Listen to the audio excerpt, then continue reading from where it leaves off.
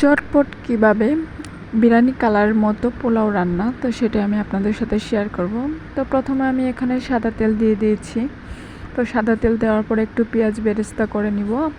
তো পোলাওয়ের জন্য বেরেস্তা করে নিলে ভালো, সাথে বিরিয়ানির জন্য। তো একটু ব্রাউনিশ কালার করে ভেজে নেব অল্প দমে রেখে।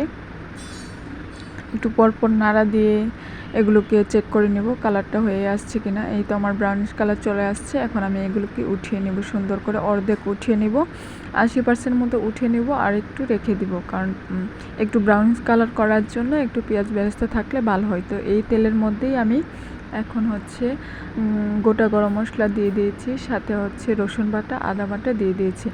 পোলাওয়ের জন্য আহামরি এত মশলা লাগে না, তো আমি যেহেতু একটু ব্রাউনিশ কালার করব, যার জন্য আমি এখানে আরও কিছু মশলা দিয়ে থাকব। তো এগুলোকে ভালোভাবে কষিয়ে নেব কাঁচা স্মেলটা চলে যাওয়ার জন্য। তো এখন আমি একটু পানি দিয়ে দিয়েছি, পানি দিয়ে একটু নাড়াচাড়া করে নিচ্ছি। একটু কাঁচা গন্ধ চলে যাওয়ার পর একটু পানি দিয়ে একটু বলক উঠিয়ে নিচ্ছি। এখন আমি একটু জিরা গুঁড়া এবং একটু ধনিয়ার গুঁড়া দিয়ে দিব। তো আমি যেহেতু পোলাও, সাদা পোলাও রান্না করব না, একটু ব্রাউনিশ কালার রান্না করব, যার জন্য এই উপকরণটি দেওয়া।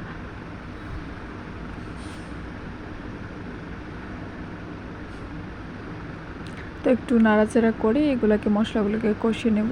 তারপর এই যে ধুয়ে রাখা ঝরঝরা পোলাওয়ের চালটা এখন দিয়ে আস্তে আস্তে করে ম্যারিনেট করে নিব, একদম ভেজে নেব ঝরঝরা করে। তো ঝরঝরা পোলাও খাওয়ার জন্য একটু চালগুলোকে ভালোভাবে ভেজে নিতে হবে।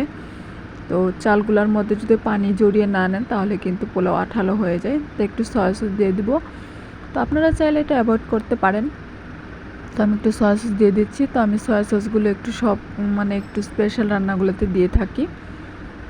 তো এটাও একটা স্পেশালভাবে একটু পোলাও রান্না, বিরিয়ানি রান্না করলেও আমি সয়া সস দিয়ে থাকি।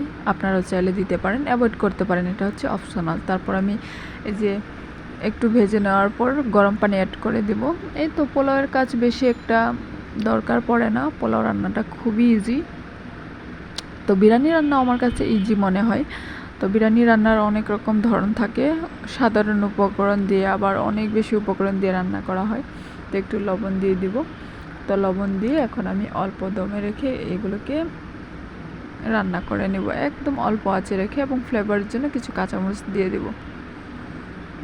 তো আপনারা চাইলে এখানে কিন্তু কেওড়া জল অ্যাড করতে পারেন। তো যেহেতু নর্মাল পোলাও রান্না করছি, যার জন্য আমার এত কিছু আয়োজন নেই, তো এই কিছুই। তো অল্প দমে রেখে আমি একটু পরপর নাড়া দিয়ে নেব। এই যে আমার পোলাওটা কিন্তু হয়েই গেছে।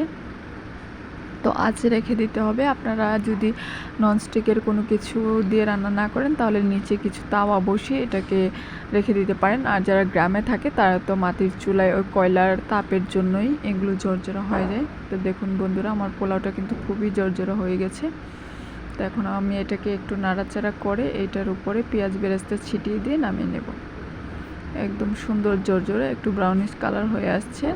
তো বিরিয়ানির মতোই দেখতে মনে হচ্ছে। তো অনেকেই ভাবে আমি পোলাও রান্না করলে বিরিয়ানি মনে করে, আসলে পোলাও বিরিয়ানি ধরতে গেলে একই। একটা মাংস দিয়ে রান্না করছি, আরেকটা মাংস আলাদাভাবে খাবোই। তো এই যে আমি পেঁয়াজ বেরেস্তা দিয়ে এখন একটু নামিয়ে নেব। তো বন্ধুরা, আমার পোলাও রান্না কেমন হয়েছে অবশ্যই কমেন্ট করে কমেন্ট বক্সের মধ্যে জানিয়ে দেবেন। তো আমার মতো এরকম ব্রাউনিশ কালার পোলাও কে কে পছন্দ করেন অবশ্যই জানাবেন। তো সবাই ভালো থাকবেন। এদিকে বৃষ্টি হচ্ছে, খুবই সুন্দর।